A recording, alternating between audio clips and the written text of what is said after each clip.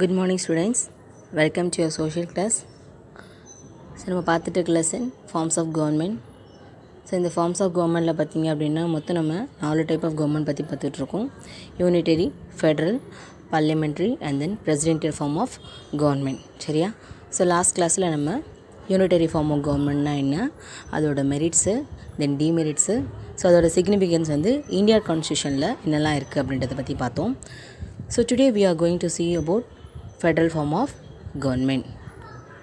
The classification of governments into unitary and federal is based on the nature of relations between the national and the regional government.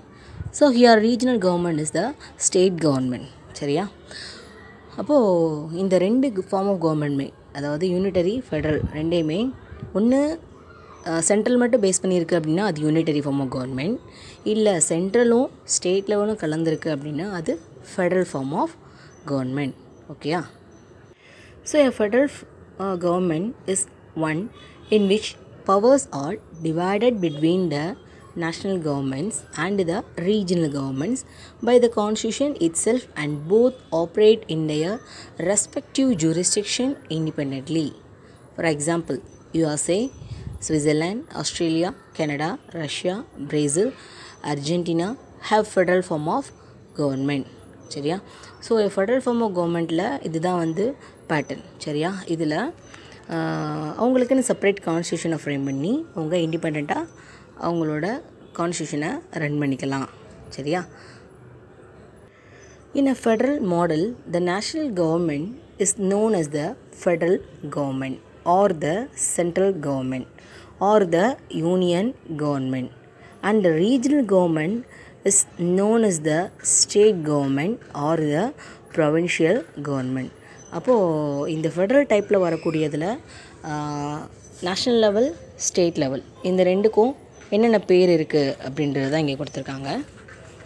So இப்போ federal form of கவர்மெண்ட்டோட merits என்னென்னு பார்க்கலாம். So reconciliation of local autonomy with national unity. அப்போது இந்த federal form of கவர்மெண்ட்டுக்கு local அட்டானமியை விட central பவருக்கு, அதாவது power பார்த்திங்க அப்படின்னா ஜாஸ்தி இருக்குது. The division of power between center and state leads to administrative efficiency. So centre and ஸ்டேட்டை வந்து டிவைட் பண்ணி ரூல் பண்ணும்போது அவங்களுக்கு ரூல் பண்ணுறதுக்கு ஒரு கம்ஃபர்டபுளான ஒரு ஜோன் வந்து க்ரியேட் ஆகுது. So it gives rise to big states. அப்போது இது வந்து பெரிய பெரிய மாநிலங்களை உருவாக்குறதுக்கு ஒரு சப்போர்ட்டிவான ஒரு கவர்மெண்ட்டாக இருக்குது. And distribution of powers check the despotism of central government. அப்போ பவர் என்ன செய்கிறாங்க, சென்ட்ரலாக இருக்கக்கூடியவங்க ஸ்டேட்க்கு டிஸ்ட்ரிபியூட் பண்ணி என்னென்னலாம் நடக்குது அப்படின்றத ப்ராப்பராக செக் பண்ணுறதுக்கு இது வந்து யூஸ்ஃபுல்லாக இருக்கும். And more suitable for bigger countries. அப்போ பெரிய பெரிய நாடுகளுக்கு இது வந்து சூட்டபிளான ஒரு government. And it is good for economic and cultural progress. அப்போது இது வந்து நல்ல ஒரு எக்கனாமிக்கையும் கல்ச்சுரலையும் வந்து க்ரோத் பண்ணக்கூடிய ஒரு கவர்மெண்ட்டாக இது இருக்கும். ஓகேயா? அடுத்தது demerits of federal form of government. So federal government is weaker when captured to the unitary government. அப்போ ஃபெடரல் கவர்மெண்ட் வந்துட்டு வீக்கர் ஆகும் எப்போ அப்படின்னா, அதாவது ஸ்டேட் பவரை டாமினேட் பண்ணி சென்ட்ரல் பவர் வந்து எமர்ஜ் ஆகிறதுக்கான வாய்ப்புகள் இங்கே இருக்கிறனால இது வந்து ஒரு டிமெரிட்டாக இருக்குது. And federal government is more expensive. So அப்போ இது வந்து ரொம்பவே வந்து எக்ஸ்பென்சிவான ஒரு கவர்மெண்ட்டும் கூட. And then provincial tendencies are very common. So provincial டெண்டன்சிஸுமே வந்து பார்த்திங்க அப்படின்னா இங்கே ரொம்பவே வந்து காமனாக இருக்கும், எல்லாருக்குமே ஈக்குவலாக. ஆனால் எல்லாருக்குமே அது வந்து சூட்டபிளாக அப்படின்றது தெரியாது. ஆனால் காமனாக இருக்கும்போது எல்லோரும் அக்செப்ட் பண்ணுற மாதிரி சிச்சுவேஷன் உருவாகும். ஸோ அதனால் இது வந்து நெகட்டிவில் சொல்கிறாங்க. And lack of uniformity in administration. அப்போது ஒரு ஸ்டேட் வந்து வெல்வர்ஸாக இருக்கலாம், இன்னொரு ஸ்டேட் வந்து அவங்க வந்து டெவலப் ஆகாமல் இருக்கலாம். அப்போ இந்த மாதிரி லேக் ஆஃப் அட்மினிஸ்ட்ரேட்டிவ் யூனிஃபார்மிட்டி அப்படின்றது ஒன்று க்ரியேட் ஆகும். And then thread to national unity. அப்போது இது வந்து ஒரு நேஷ்னல் யூனிட்டிக்கு என்ன செய்ய கொடுக்கும் அப்படின்னா ஒரு பயத்தை வந்து உருவாக்கக்கூடிய சூழ்நிலையை உருவாக்கும். சரியா? இதெல்லாமே இதோட டிமெரிட்ஸ். அடுத்தது distribution of powers between centre and states lead to conflicts. அப்போது பவர் வந்து டிஸ்ட்ரிபியூட் பண்ணி ஒரு யூனிட்டரி கவர்மெண்ட் வந்து அவங்களோட பவரை வந்து ஸ்ப்ளிட் பண்ணி எல்லா ஸ்டேட்ஸ்க்குமே ஈக்குவலாக கொடுக்க முடியாமல் சுச்சுவேஷன் உருவாகும் போது அங்கே அது கான்ஃப்ளிக்ட்ஸை க்ரியேட் பண்ணும். And then double citizenship. இப்போ இந்த ஃபெட்ரல் டைப்பில் பார்த்தீங்க அப்படின்னா சென்ட்ரலும் இருக்கும் ஸ்டேட்டும் இருக்குன்றப்போ அங்கே 2 டியூயல் சிட்டிசன்ஷிப் அப்படின்ற ஒன்று க்ரியேட் ஆகிறது ஒரு லேக் ஆஃப் ஃபெட்ரல் கவர்மெண்ட் தான். And then a rigid constitution cannot be mentored easily for changing needs. So rigid constitution பார்த்தீங்க அப்படின்னா rigid அப்படின்னாலே மாற்ற முடியாத ஒரு சுச்சுவேஷன். இப்போது சென்ட்ரல் ஸ்டேட் அப்படின்ற மாதிரி அவங்க பிரிச்சிருக்கும் போது இங்கே கான்ஸ்டியூஷனே சேஞ்ச் பண்ண முடியாதப்போ என்ன ஆகும், நிறையா நீட்ஸ் தேவைகள் இருக்கும் போது அங்கே மாற்றக்கூடிய சூழ்நிலைகள் வந்து உருவாகும். And the state government sometimes place hindrances in the foreign policy. அப்போ இங்கே ஸ்டேட் கவர்மெண்ட் என்ன செய்யும் அப்படின்னா ஒரு சில நேரங்களில் மேபி அவனோட ஸ்டேட் டெவலப் ஆகணும் அப்படின்றதுக்காக இந்த ஃபாரின் பாலிசிஸில் வந்து ஒரு சில சேஞ்சஸை வந்து கொடுக்கலாம். இல்லை அப்படின்னா ஏதாவது சீக்ரெட்டாக வந்து பிளான்ஸ் வந்து சைன் பண்ணுற மாதிரியான சிச்சுவேஷன்ஸ் உருவாகலாம். ஸோ இது எல்லாமே இதோட டிமெரிட்ஸாக சொல்கிறாங்க. சரியா? ஓகே, இது வந்து federal form of government.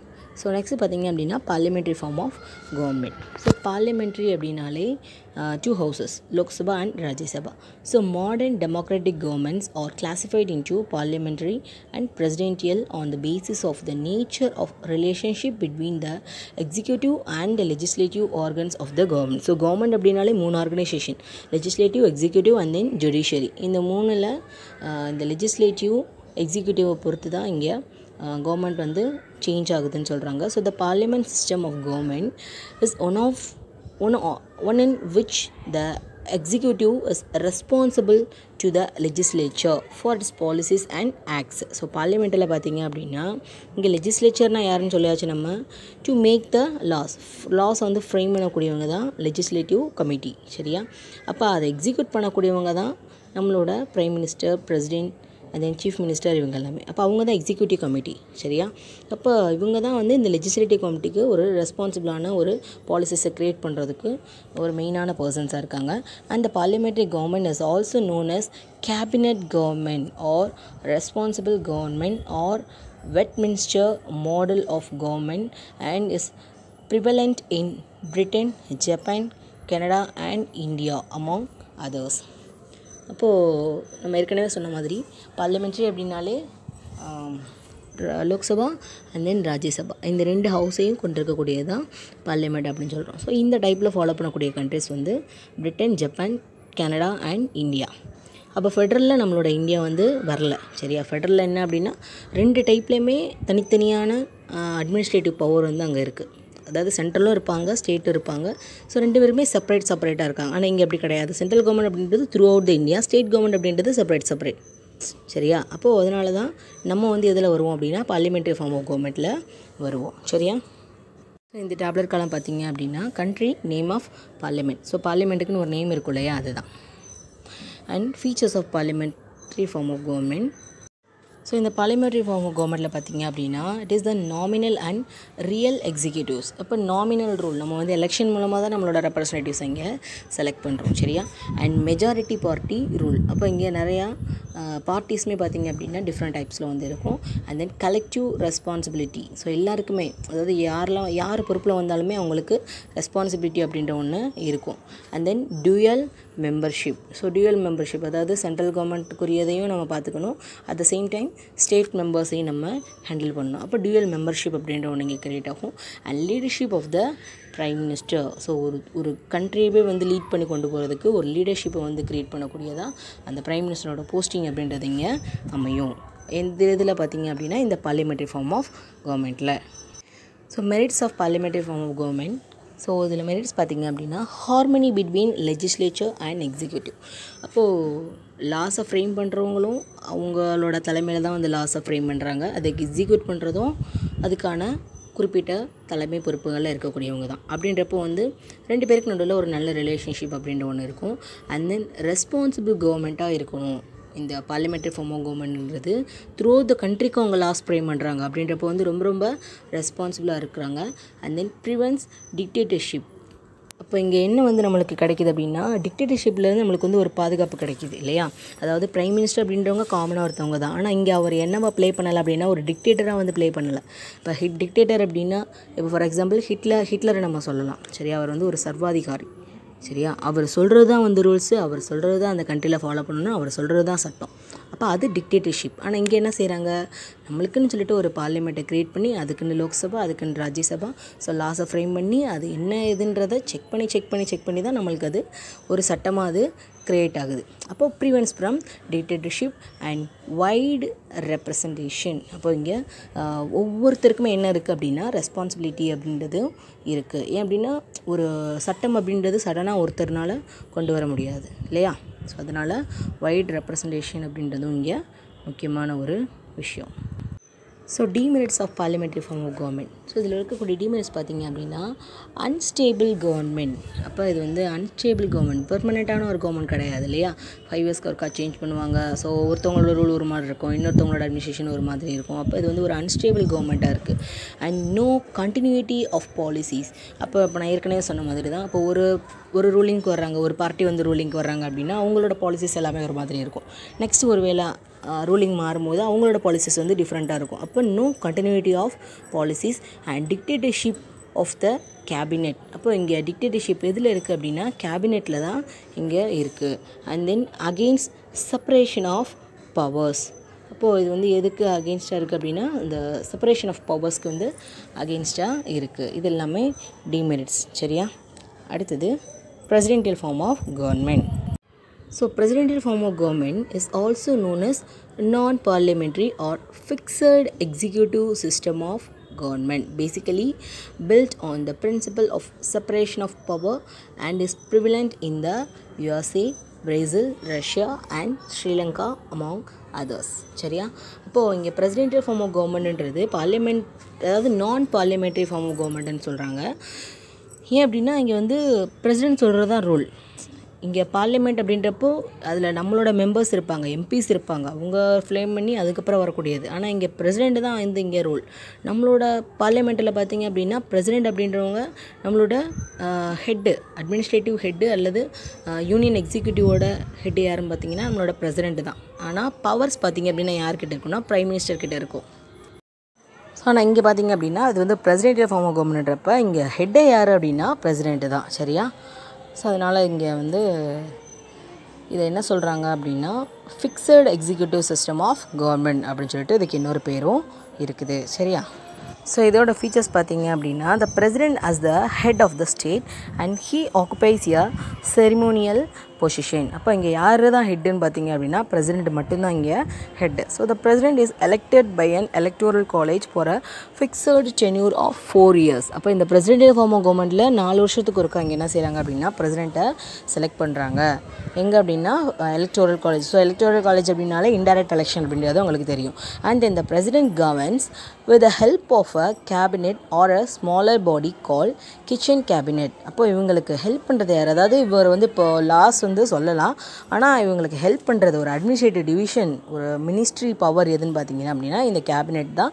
So அதனால் இதுக்கு பேர் என்ன அப்படின்னா கிச்சன் கேபினெட்ன்ற பேர் இருக்குது. And the legislative, executive and judicial powers of the government are separated and vested in 3 independent organs of the government. அப்போ இதுதான் வந்து ஒரு கவர்மெண்ட் அப்படின்னாலே இதுதான் காமன்றதை சொல்லியாச்சு. ஸோ பிரசிடென்ட்ல ஃபார்ம் ஆஃப் கவர்மெண்ட்லேயும் இந்த 3 ஆர்கன்ஸ் தான் வந்து காமனாக இருக்குது. சரியா, ஸோ இதோட மெரிட்ஸ் பார்த்திங்க அப்படின்னா இது வந்து ஒரு டெமோக்ராட்டிக் மக்களாட்சியாக இருக்கும். And effective control by the president. அப்போ இங்கே யாரோட பவர் மட்டும்தான் இருக்கும்னா பிரசிடெண்ட்டோட பவர் மட்டும் இருக்கும். And facilitate decision making. அப்போ இவர் சொல்கிற மட்டும் தான் டெசிஷன். ஸோ நிறைய பேர்கிட்ட வந்து டிஸ்கஸ் பண்ணணும், ஒரு டெசிஷன் எடுக்கணுன்ற அவசியம் கிடையாது. அண்ட் தென் ஸ்டேட் கவர்மெண்ட்டாகவும் இது வந்து இருக்குது. சரியா, டிமெரிட்ஸ்ன்னு பார்த்திங்க அப்படின்னா கேன் டீஜென்ரேட் இன்டு டிக்டேட்டர்ஷிப். அப்போ இது ஒருவேளை மாறலாம். எப்போ அப்படின்னா ஒரு பிரசிடெண்ட் வந்து தன்னை வந்து ஒரு அதிகாரியாக, அதாவது ஒரு சர்வாதிகாரியாக நினைக்கும் போது இது மேபி மாறக்கூடியக்கான வாய்ப்புகள் இருக்குது. And then strain relationship between executive and legislature. அப்போ எக்ஸிக்யூட்டிவ்க்கும் லெஜிஸ்லேச்சருக்கும் பார்த்திங்க அப்படின்னா நல்ல ஒரு ரிலேஷன்ஷிப் மெயின்டைன் பண்ண முடியுமா அப்படின்னா கிடையாது. ஏன் அப்படின்னா பிரசிடென்ட் சொல்கிறது தான் இங்கே ரூல், சரியா? அதனால் and lack of harmony between legislature and executive. அப்போ இவங்க 2 பேருக்கு நடுவில் ஒரு நல்ல ஒரு ரிலேஷன்ஷிப் அப்படின்றது இங்கே உருவாகிறதுக்கான வாய்ப்புகள் கம்மி. ஸோ இது என்னென்னு பார்த்தீங்க அப்படின்னா difference between parliamentary form of government and presidential form of government, ரெண்டுக்கும் நடுவில் இருக்கக்கூடிய டிஃப்ரென்ஸ் என்ன?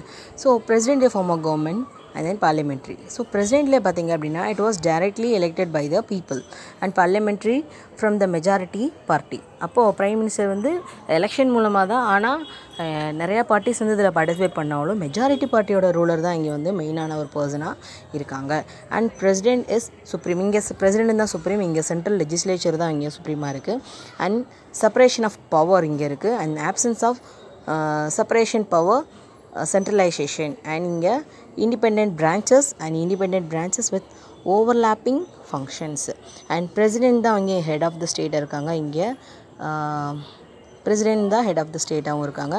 and president head of the government, prime minister வந்து இங்கே head of the government இருக்காங்க.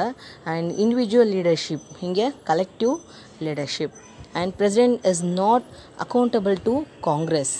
சரி, அவங்க வந்து அந்த கவர்மெண்ட்க்கு வந்து பதில் சொல்ல வேண்டிய அவசியம் கிடையாது பிரசிடென்ட் அப்படின்றவங்க. இங்கே கலெக்டிவ் அண்ட் இண்டிவிஜுவல் ரெஸ்பான்சிபிலிட்டி, எல்லாருக்குமே இவங்க பதில் சொல்லணும். இதுதான் வந்து பிரசிடென்டியல் ஃபார்ம் ஆஃப் கவர்மெண்ட்க்கும் பார்லிமெண்ட்ரி ஃபார்ம் ஆஃப் கவர்மெண்ட்க்கு இருக்கக்கூடிய டிஃப்ரென்சஸ். ஸோ இப்போ நம்ம 4 கவர்மெண்ட் பற்றியும் நம்ம பார்த்தாச்சு. ஒன்று யூனிட்டரி, இன்னொன்று ஃபெட்ரல், இன்னொன்று presidential and then parliamentary form of government. ஓகேவா? ஸோ இன்னொரு லெசனோட நெக்ஸ்ட் கிளாஸில் பார்க்கலாம். தேங்க்யூ.